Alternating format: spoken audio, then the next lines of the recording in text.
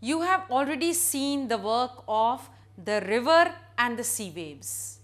Now we are going to see the work of the ice. The ice also makes marvels. It does beautiful changes. You see the glaciers, they actually carve deep hollows when it's there, and when the ice starts melting, that is when the glaciers are melting, so that place makes a beautiful lake in the mountains. So the ice is leading to the formation of lakes. Next, when the rocks, the sand and the silt is deposited, that is when the ice helps in the deposition of the rock, sand and silt at a place, it leads to glacial moraines. So these are the two things which the ice does.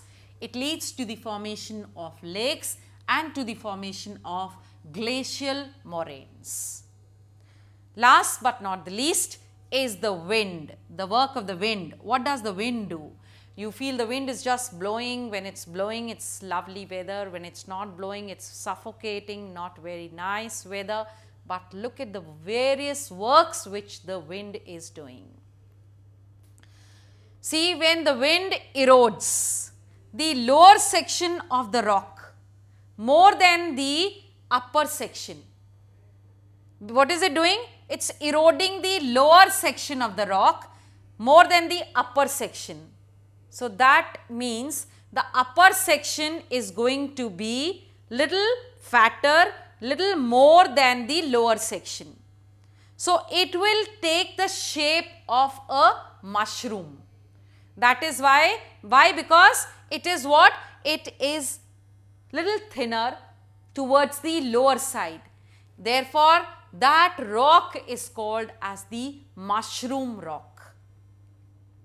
Then, when the wind blows and keeps on blowing and blowing, and finally it starts depositing itself in the low hill structure, very small, very low hill structure, that low hill structure is called as the sand dune, because it's just deposited there.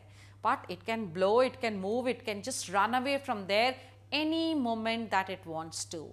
So leading to the formation of the sand dune. Okay.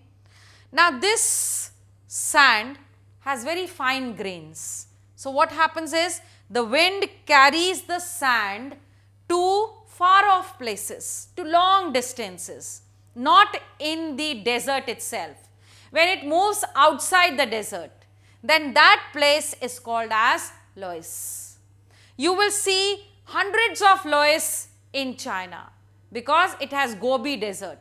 So the sand is carried from there to various other parts of China, leading to the formation of loess. So you've seen the beautiful works done by the river, by the ice, by the wind and so on. So that was all about your beautiful chapter. Thank you.